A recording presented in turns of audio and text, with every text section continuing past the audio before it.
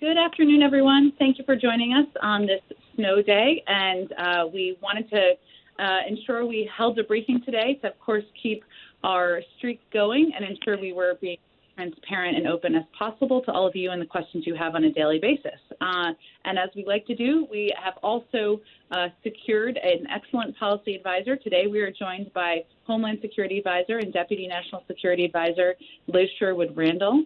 She will discuss the administration's continued efforts around the winter storm impacting Texas, Oklahoma, and other states in the central United States.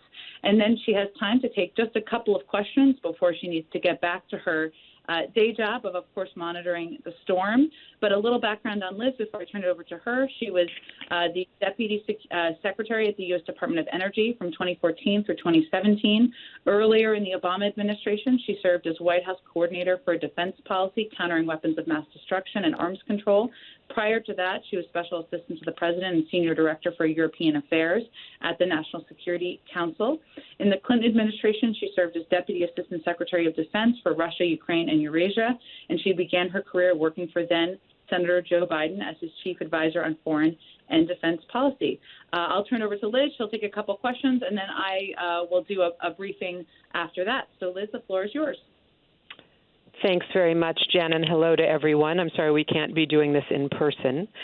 As we in the White House have continued to monitor the situation with the extreme weather in the South, I'm glad to share an update with you on what we've been doing and to provide you with some context for the beginning of this effort. As the initial storm system began to bear down on the South, I reached out last weekend on behalf of the President to Texas Governor Abbott, and then on Monday also to Louisiana Governor Edwards, Alabama Governor Ivey, Mississippi Governor Reeves, Oklahoma Governor Stitt, and Kansas Governor Kelly to offer any federal assistance that the governors might need to help their citizens to manage what we anticipated to be the brutal effects of the gathering storm.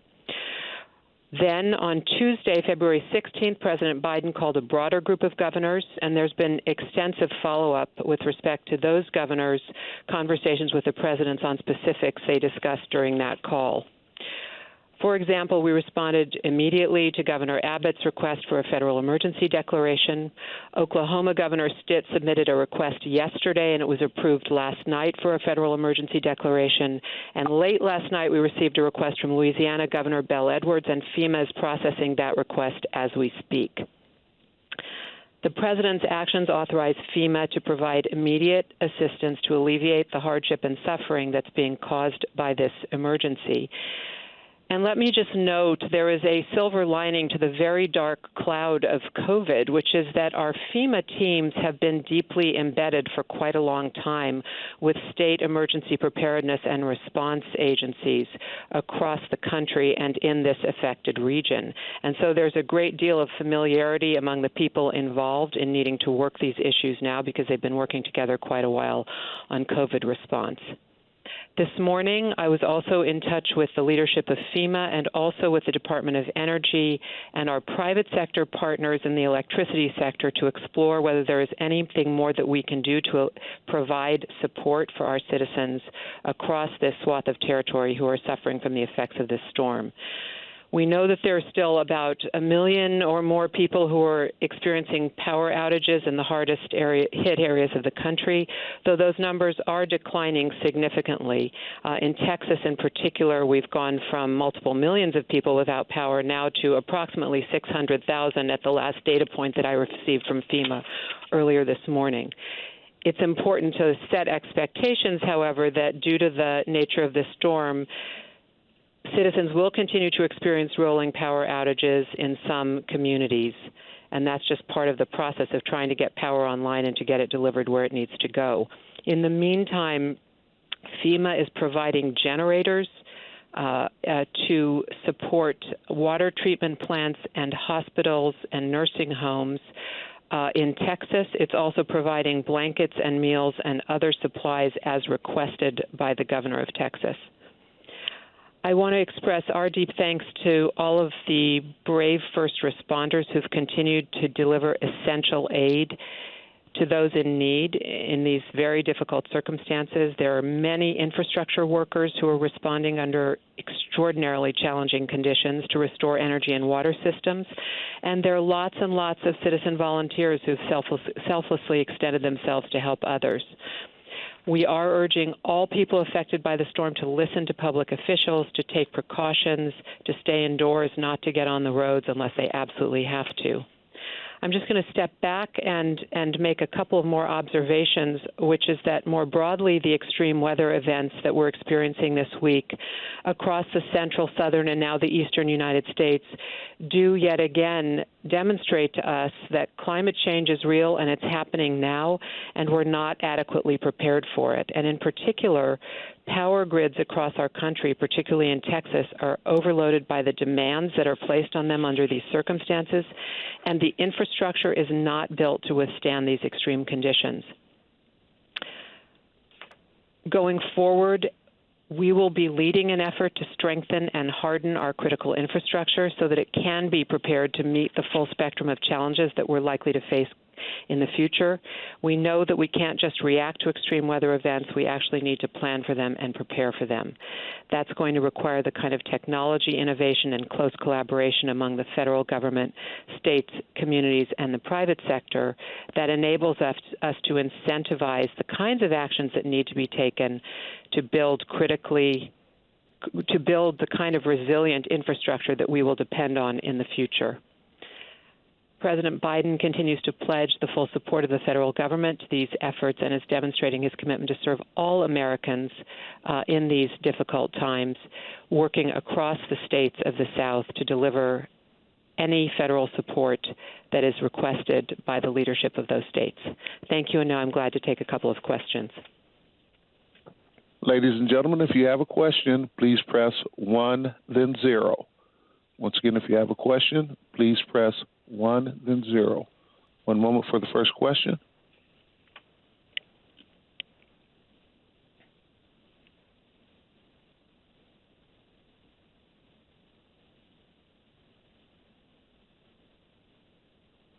Your line may be open. I'm not sure. Art, do you want to let them know who you just? Yes, I am. One moment.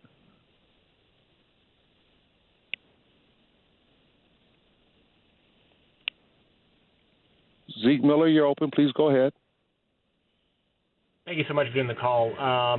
In terms, can you give us a rundown of a number of the resources that FEMA has sent to Texas? You know, the number of generators, the number of meals, any sort of data you have on that.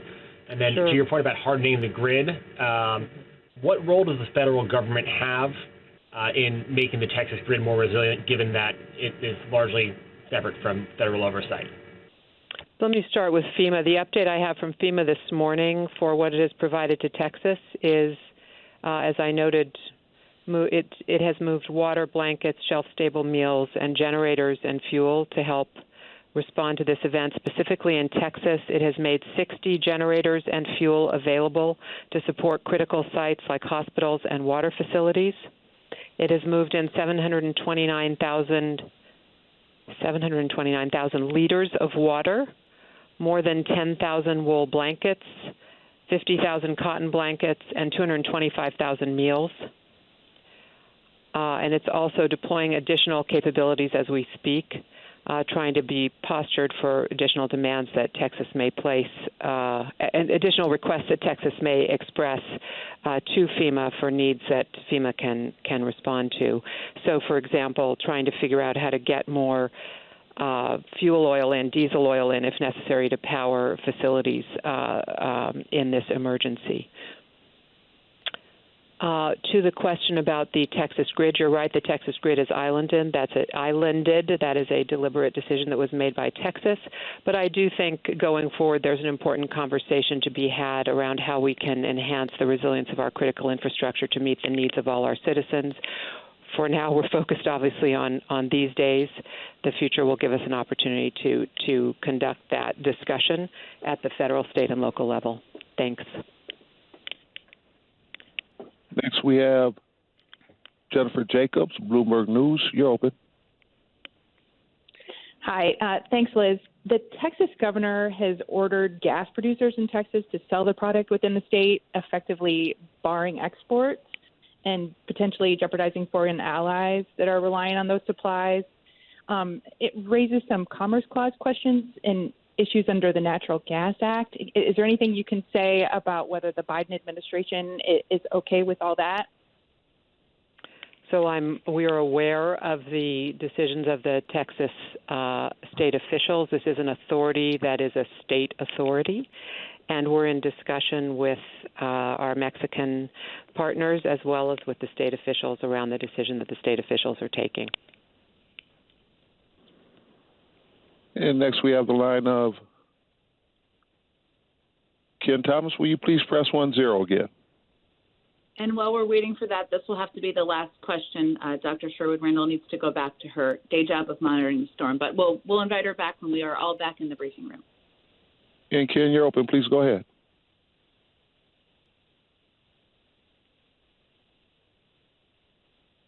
Ken, do you want to press 10 again? You took yourself out. Please press 10. You're open. Please go ahead. Yes. Can you hear me now? Great.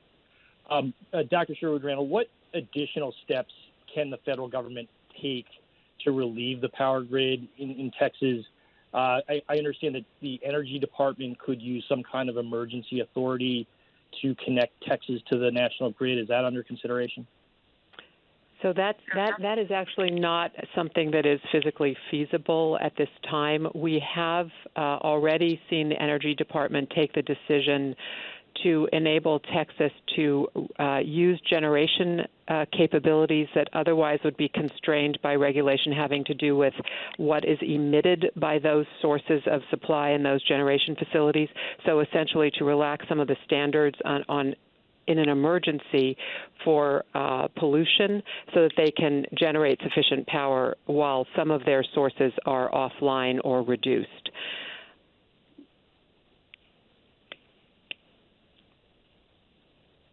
Okay, thank you. Thank you, Dr. Sherwood Randall, for joining us. We appreciate you taking the time out of a very busy week for you, and we look forward to welcoming you into the briefing room when you're next available. Thank you. It was a pleasure to be with you. Thank you. Bye-bye. So I have a few just more additional updates to provide to all of you, and then we will take as many questions as we can in the time allotted. First, the federal government is also monitoring the weather's impact on our vaccination efforts. We are experiencing delays in COVID-19 vaccine shipments and deliveries. CDC and federal partners are working closely with the jurisdictions as well as manufacturing and shipping partners to assess weather conditions and to help mitigate potential delivery delays and cancellations. Our COVID response team is in constant communication with local officials, hearing about what's going on the ground. By doing so, we're able to work to deploy the resources of the federal government to the extent we can to address issues related to deliveries, distribution, and vaccinations. This week, we've already had and will continue to field many one-on-one calls, correspond via email, and conduct Zoom meetings with states, tribes, territories, and key partners to remain in close contact about our vaccination efforts and the impact of the storm. We're also working with our partners to move up scheduled deliveries whenever possible and to surge shipment operations through the end of the week into the weekend.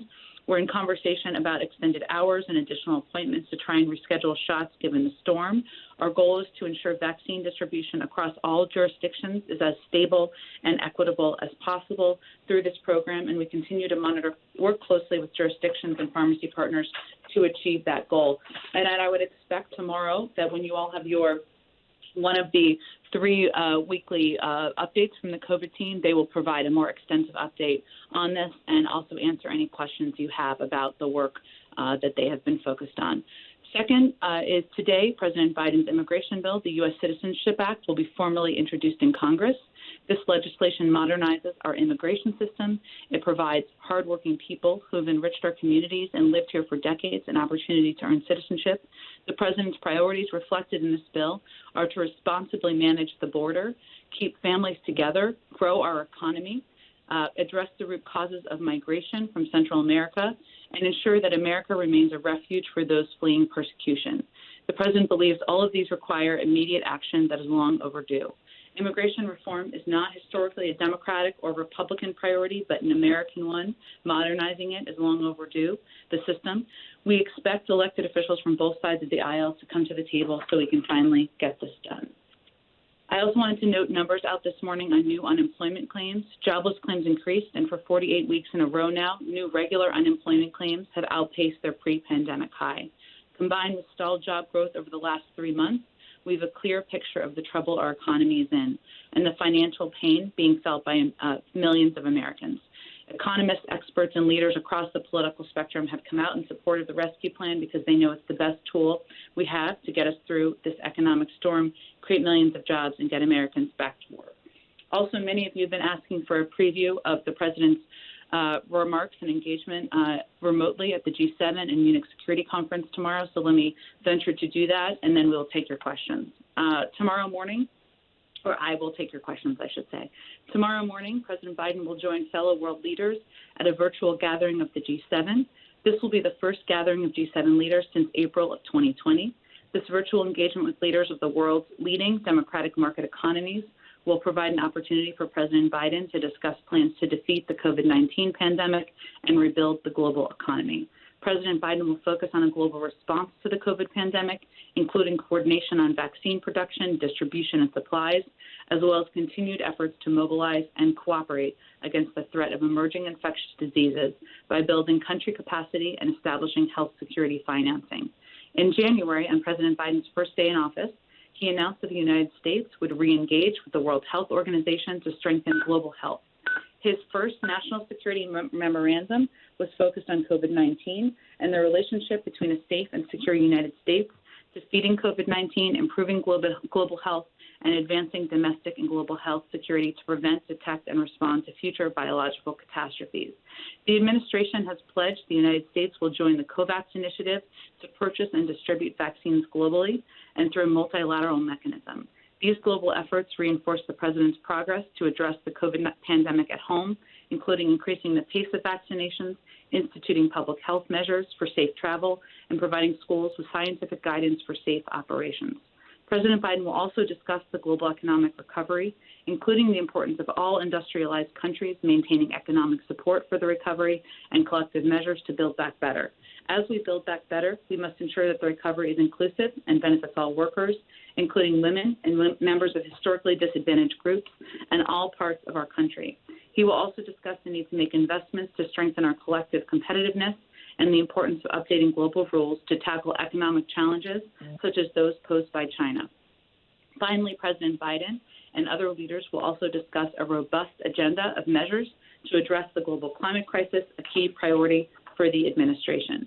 The February 19th virtual engagement will be hosted by Prime Minister Boris Johnson as part of this year's UK's G7 presidency and ahead of the planned G7 summit in June of 2021. I will stop there. With that, I'm happy to open it up and take your questions. And I want to take as many as possible. So we always love follow-ups, but we want to get to as many people as possible as we have an opportunity to do this virtually today. So, Art, we're ready to open it up. As a reminder, if you have a question, please press 1, then 0. Once again, if you have a question or comment, 1, then 0. Zeke Miller with Associated Press, you're open. Hi, Zeke. Sorry, Zeke, press 1, 0 again. You might have took yourself out.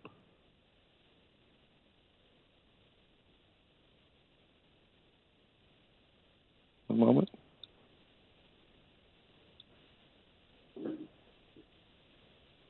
Once again, Zeke, if you're still on, please press 1, 0.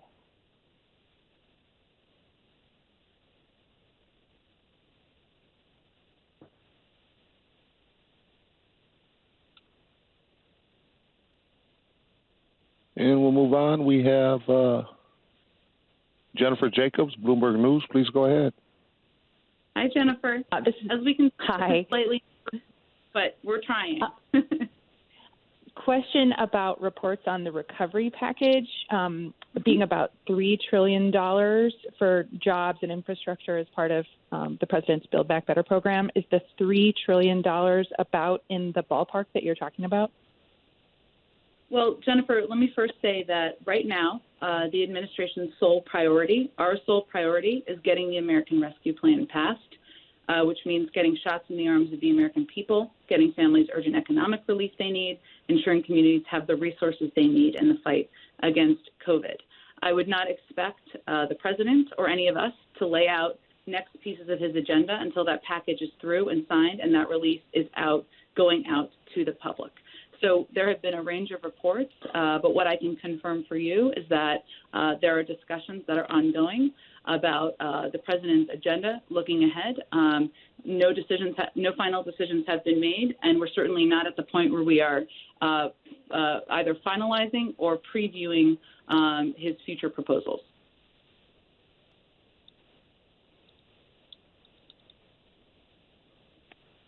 One moment. So we can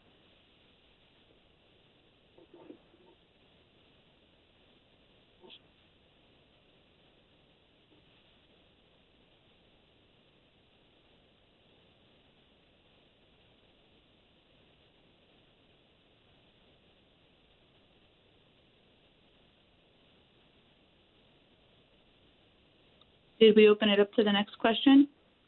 One moment. We're searching for him.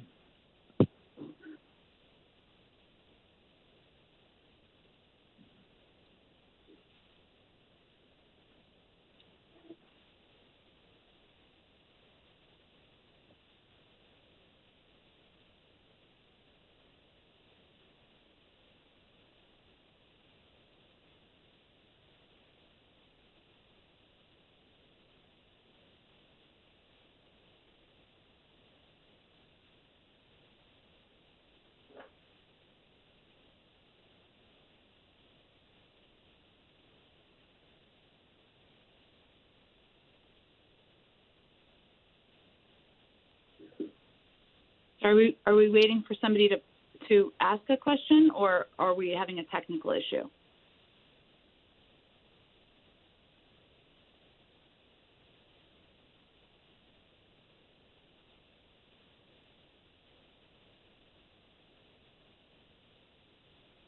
Jen, I think we're having a technical issue. Give us a second. Thank you. Okay, sure. Our next question will come from the line of Andrea Shalala of Reuters. Please go ahead. Hi, Andrea. Thanks so much. Hi. I'm happy to hear you. Getting a little worried. To ask you a little bit more on the infrastructure, but I'm getting an echo.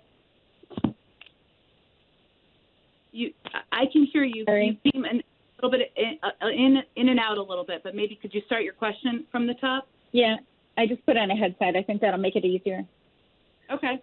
Okay, so my question is, what we just heard about these forthcoming efforts to shore up the infrastructure grid in Texas. Do you have any idea whether that will be included in the recovery package that you're talking about? Would that be a separate measure? Do you have any kind of sense of the price tag of that? And I just have a separate question on the COVAX effort. Sure. So there is a waiver that has been proposed by India and South Africa that would temporarily suspend intellectual property protection to ensure that vaccines can get to places in developing countries.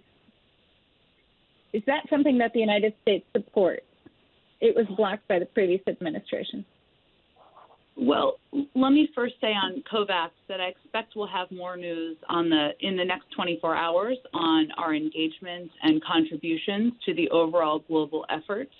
But our commitment is to work with and through COVAX to ensure that we are both, there is equitable distribution of vaccines and funding globally, and also that there is a standard through which these vaccines are considered and distributed. I'm happy to talk to our team about that specific waiver, but again, I just wanted to reiterate that we are planning, we are committed to working through COVAX, and we'll have more on our contributions to the global effort in the next 24 hours. I believe there's also going to be a call later this afternoon to outline that in more specific detail.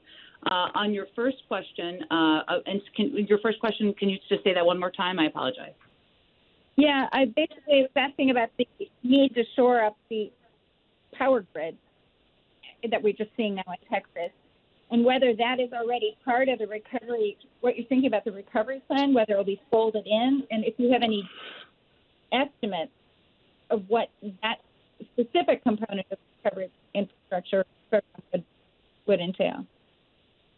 Well, I would first say that, again, our sole priority right now is getting the American Rescue Plan passed. There is still more work to be done on that front. We have our foot on the gas, and we are remaining engaged with Democrats and Republicans on the Hill about moving that forward. It is not on the president's desk. It is not signed, and that relief is not in the hands of the American people. At the same time, there are ongoing discussions internally and with stakeholders in consultation about what the agenda looks like, the president's agenda looks like moving forward. But no final decisions have been made, and so I'm not in a position naturally to preview that. But I wouldn't expect that we will preview anything, or you'll hear the president talk about it until the American Rescue Plan is passed. In terms of your question about Texas, as Dr. Sherwood Randall conveyed, clearly, there is a need to assess and take a look at how we protect and support critical infrastructure across the country, including our national energy grids, and ensure that we are better prepared in the future. There's plenty of time to have that conversation. Right now, our focus is on working every lever that we have at our disposal through the federal government to get relief to the people of Texas. So I don't have anything to preview for you other than to convey that our focus is on the emergency at hand, and that is what we are putting our internal and interagency efforts on. And Jen, can I just follow up? Has the President reached out to Governor Abbott and asked him to try to fix the facts in terms of cause crisis? I apologize, Andrea. You're kind of coming in and out. Can you just start that again? I heard Governor Abbott, but I didn't hear the rest of the question. Okay. Has the President reached out to Governor Abbott to ask him to stick to the facts on the cause of the crisis? The President spoke with Governor Abbott, I believe it was 2 days ago, and conveyed his commitment to helping utilize the resources available from the federal government to help the people of Texas. We are engaged at many levels, as Dr. Sherwood Randall conveyed, with governors, with members of their teams, with FEMA, with local authorities to ensure that relief is getting into the right hands and into the right communities. But I don't have an additional call to read out for you now. Thank you. Our next question will come from the line of Nancy Cordes of CBS News. Please go ahead. Hi, Nancy. Hi, Jen. How are you? Thank you for doing this remotely. My first question is about the immigration bill. And I know you addressed this a little bit yesterday, but what's the White House take on the pros and cons of passing parts of the immigration plan instead of doing it in one fell swoop? A number of these congressional Democrats seem to be very open to the possibility of doing it in a piecemeal fashion. Sure. Well, first, the bill being introduced today represents much of President Biden's vision, which includes addressing some key components of what he feels needs to be modernized in our system, including providing an earned path to citizenship, which includes, of course, Dreamers, responsibly and effectively managing our borders, investing in smart security, and addressing the root causes of migration from Central America. He feels each of these components are vital and imperative to address our outdated immigration system. Now, he also, having served in the Senate for 36 years, is no stranger to the process of a bill becoming a law, and he is looking forward to working directly with members, hopefully both parties. Immigration reform, I should say, has not historically been a Democratic or Republican issue, to determine what the path forward looks like. And he is all too familiar, or very familiar with the fact that a bill proposed does typically not look like the final bill signed. But it is just being formally proposed today. We are eager to work with Democrats, Republicans, members of the CHC, others who have been working passionately on these issues for a long period of time. And at this point, he's just looking forward to having a bill to sign at his desk.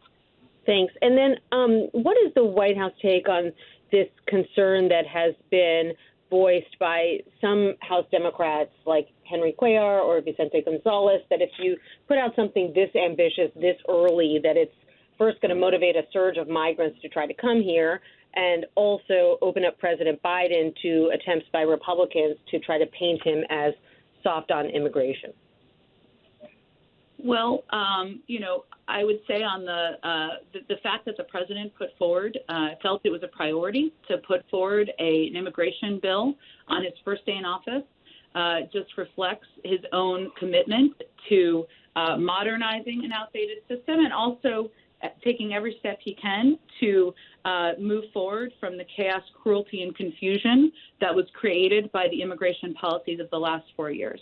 That's not a position or an approach that's being done through a political prism, but through a moral prism. What is right for the country, what is right for the millions of immigrants who are living in the shadows, and frankly, what is right for our security at the border, and what is right for addressing the root causes that led to the crises at the border that we have seen over the course of the last several years. At the same time, as we have done many times, we will continue to convey and repeat from level the fact that this is not the right time to come. We don't have the systems in place, we don't have the policies in place, we don't have the laws in place or the processing in place at the border to consider a wave of people fleeing their countries. We are, this is a priority. We're eager to get it through, and we are also going to take additional steps, as you've seen from the Department of Homeland Security and their efforts to increase processing through executive actions to inject some morality into this system, but this is not the time to come. We are eager to move forward with this as quickly as possible, and him proposing it on the first day, moving it forward within a month, is a reflection of that priority. Thanks, Jen. Thank you, Nancy. Our next question will come from the line of Francesca Chambers of McClatchy. Please go ahead. Hi, Francesca. Hi, can you hear me? I can. Okay, great. Thank you. Thanks, Jen, for doing this. So 2 questions related to the disaster relief aid and then something on another topic. I guess I can take them separately to make this easier. Is there federal assistance or aid available to municipalities who previously paid or are paying high gas prices for natural gas? Or does that assistance depend on a state request? For instance, the state of Missouri, would they have to make that request for a municipality?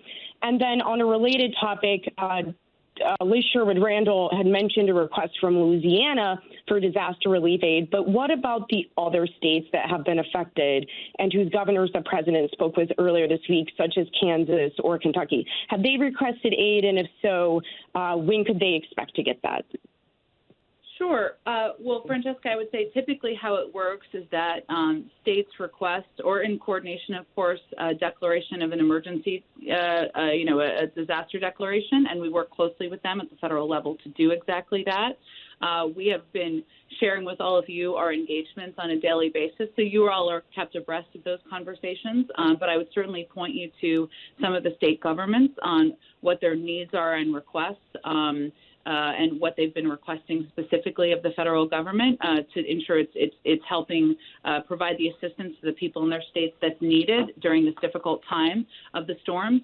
It's an excellent question about municipalities. I will have to follow up with our Homeland Security team on that specific technical question, a good one, but maybe we can connect you with them directly after the briefing.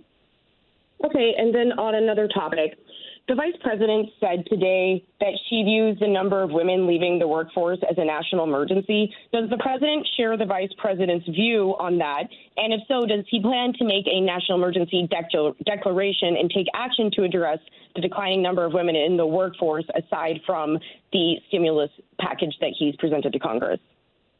Well, Francesca, I would first say that this is something the president and vice president have discussed, and he has raised in a number of meetings I have been in with him his concern about the impact of the dual crises of COVID-19 and the economic downturn on women in the workforce. As you well know, it is not just about women who are leaving the workforce now. It is about what the impact will be in future years. If there are women taking themselves out of the running for moving up the corporate ladder, out of the running for seeking PhDs, for getting law degrees, women taking themselves off of the front lines of essential industries like healthcare work, that has an impact, of course, on gender equality. It also has an impact on the economy moving forward, and any economist will convey that to you. So the president has conveyed in many meetings I've been in his concern about this directly, and I know he's discussed it with the vice president as well. I would say the American Rescue Plan, the key components in there, some are meant to help address exactly this crisis, including funding to reopen schools. As a mom myself, I can confirm for you, and many mothers across the country can confirm for you, that the fact that schools still need additional resources to reopen. Obviously, the CDC guidelines give us a good guidepost, give school districts a good guidepost, but many still need funding. That having kids go back to school has an impact on many working mothers, of course. Also, ensuring direct relief goes out through checks. That's something that will help households, whether they are single-parent households or dual-income households where one of the individuals was laid off. 10 million Americans have been laid off, so there's no question many of them, as we know statistically, are certainly women. And certainly getting people vaccinated will help more people return to the workforce, more kids go to child care centers, and again, schools, as I said. So I would say the president recognizes the severity of this crisis, the impact on women. That's part of the reason why there are some of these key components in this package, and he certainly agrees with the vice president's assessment. He agrees that it's a national emergency? He agrees certainly that it's an emergency and a crisis, Francesca. But I think we're going to have to move on because I want to take a few more questions, and we'll certainly connect you with on the municipalities question. Thanks, Jen. Our next question will come from the line of Jeremy Diamond of CNN. Please go ahead. Hey, Jeremy. Hey, Jen. Thanks for doing this. So on the immigration bill, obviously front burner for you guys right now is the coronavirus relief legislation. So I'm curious if you could explain on the decision to introduce this today, why now while there's clearly a higher priority for you guys as it relates to Congress? And then secondly, there isn't much in the way of new funding for border security and enforcement in this bill. I'm wondering if the president is open to increasing funding for border security, including for more wall or fencing construction, in order to get this bill through. Well, first let me say that the president introduced, or I should say, announced his plans to introduce this package, to work with Congress to introduce this package on his first day in office, because he believes that modernizing our immigration system is an absolute priority for the country, and that we are able to, members of Congress are able to move forward in negotiating the components of the package and what it will look like in a final package, even while we are pushing forward on our effort to get the American Rescue Plan passed. And as you all know, Jeremy, and many people on the phone know, there are negotiations that will need to happen. There was a reset that was really needed to get immigration bill discussed and negotiated, and that is what our effort is to do here. As you know, Representative Sanchez, Senator Menendez are starting this process, and we certainly are eager to have many more co-sponsors. Republicans join that, given that this has historically been an issue Democrats and Republicans are committed to. There is, of course, funding in here. One of the key components of the bill is investing in smart security at our ports of entry and doing it in a way that's actually effective. The funding, the entire strategy of the last 4 years was to do funding for a wall that was not effective in securing our border, was not effective in providing a pathway to citizenship, obviously, was not effective at addressing the root causes. That is not our strategy. But there will be a discussion and negotiation. We certainly understand that the sausage that comes out of the machine on the other side will look different from the sausage that's introduced today. We're supportive of that, and we'll look forward to working with Congress to get the bill moving forward. And just real quickly on another topic, Florida Governor Ron DeSantis yesterday threatened to move a pop-up vaccination clinic after facing criticism from some county officials. He threatened to move it to another county. Would that kind of action by Governor DeSantis or any other governor affect federal government shipments of vaccines to Florida and prompt the federal government to take oversight of vaccination deliveries and administration in the state? Well, first let me say that our effort to get 100 million vaccines in the arms of 100 million shots in the arms of Americans, I should say, in the first 100 days and exceed that goal is not through a political prism, and we certainly would not support any effort to have the people of Florida or any state, Democrat or Republican, blue or red, impacted by the decisions of their leadership. So no, I would not see us taking action along those lines. We have increased, as you know, Jeremy, the shipments to states by 57% since the president took office. There are a number of ways that vaccines are being distributed in Florida, but of course in states across the country. We remain committed to doing that. I don't have anything more on that specific report, which I had not had the chance to review before the briefing. Our next question will come from the line of Nikki Schwab of Daily Mail. Please go ahead. Hi, Jen. Can you hear me? I can. Great. Just wondering if the president has any reaction to these reports that say Senator Ted Cruz flew to Cancun amid this giant winter storm in his home state of Texas. Well, I don't have any updates on the exact location of Senator Ted Cruz, nor does anyone at the White House. But our focus is on in working directly with leadership in Texas and the surrounding states on addressing the winter storm and the crisis at hand. The many people across the state who are without power, without the resources they need, and we expect that would be the focus of anyone in the state or surrounding states who was elected to represent them. But I don't have any update on his whereabouts.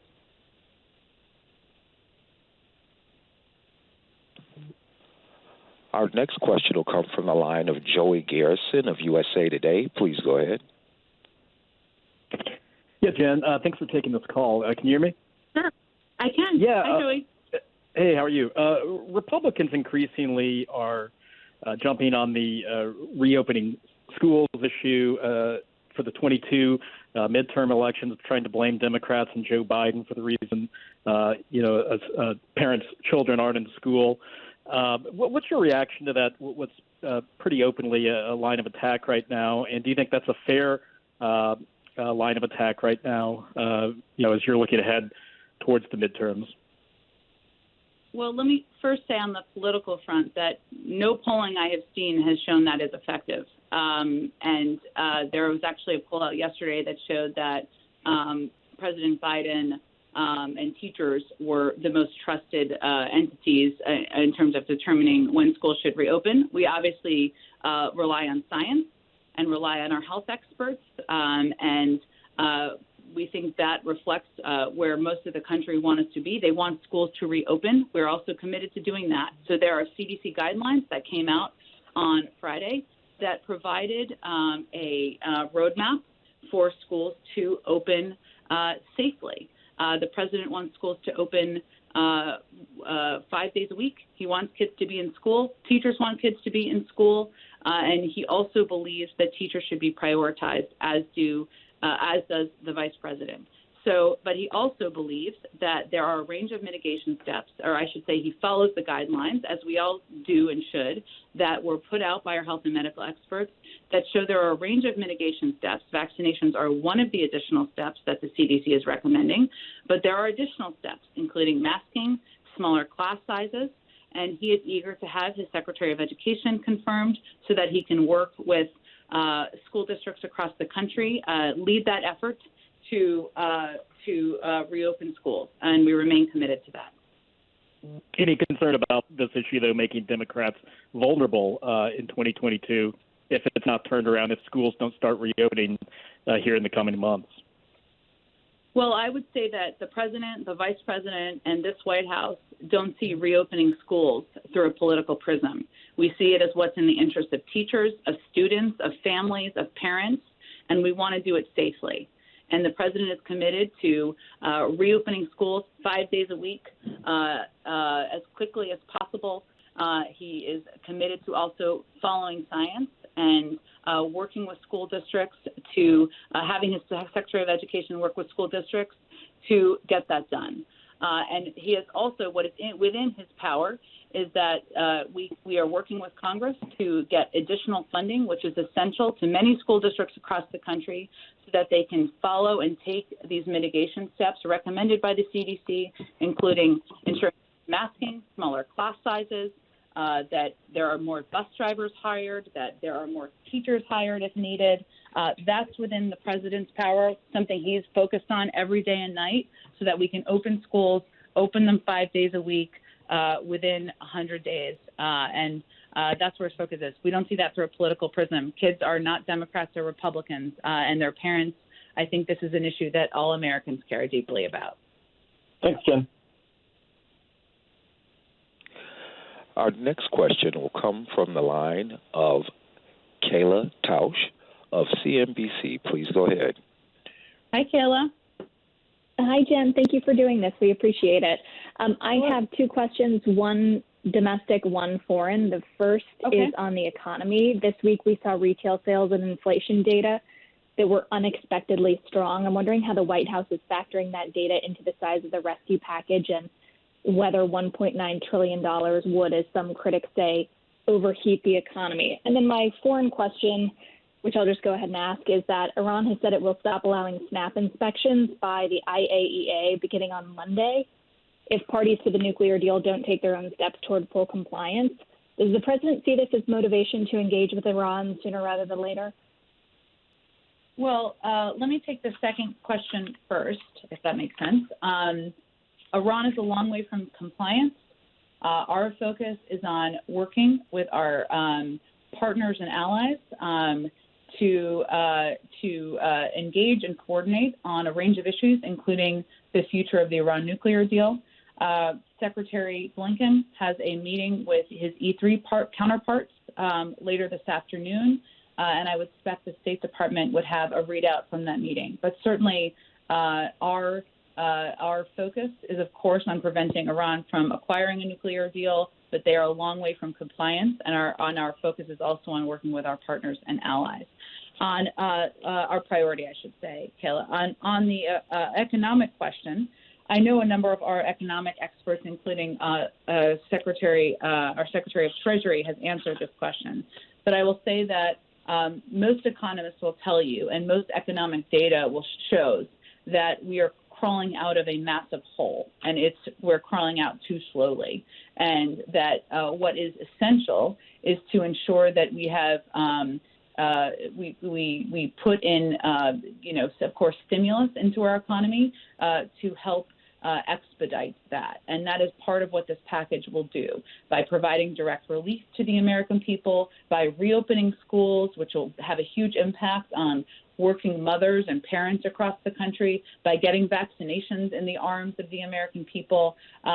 Most economic data and studies have shown that this package will have a significant impact on that, and that we still have a long way to go in our recovery, so it is essential at this point in time. Thank you. Appreciate it. Sure. Our next question will come from the line of Peter Alexander of NBC News. Please go ahead. Hi, hey, Peter. Jen, thanks for hosting us. Sorry we can't do it in person. You sort of hit on this a bit, but I just want to sort of drill down a little bit on the immigration announcement today and what specifically is the strategy for this White House to get this immigration bill passed right now? Will you bring Republicans here to engage them in the process? Would you do it through reconciliation? How are you going to get something this big done?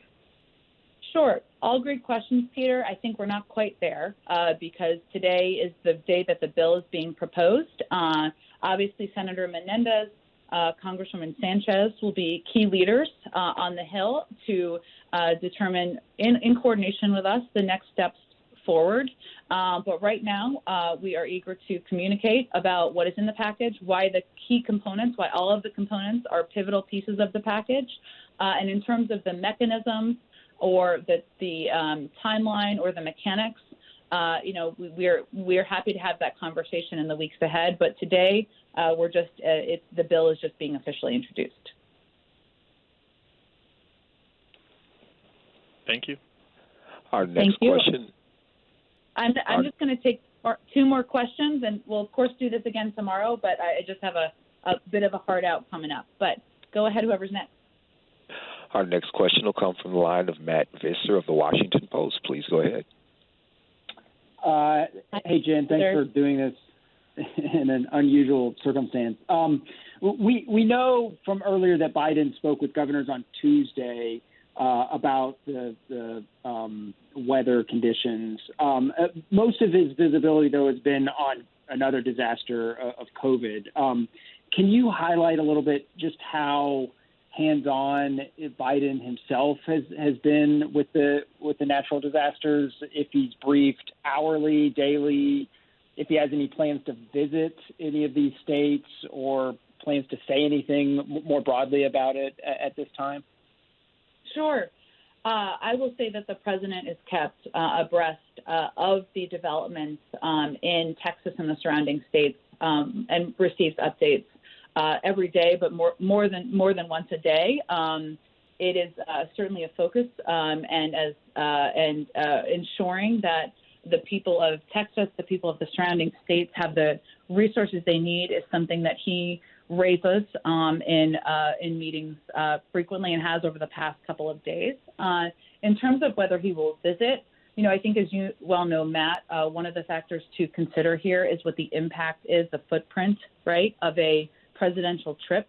It can take up resources. It can take up, the time and energy of police and security. And so those are factors that we consider as we determine when and where he will visit. But he is in the White House today, of course, that's where he lives, but he is, I should say, working today, receiving updates today. I expect he would receive several updates from his national security team, and he is focused on and has directed his team to provide him, ensure he's updated, but also make rapid decisions and be responsive to the specific needs of the states as they come up during this difficult time. Thank you. Okay, I'll take one more question, and then we'll do this again tomorrow. Well, a different version of this, but.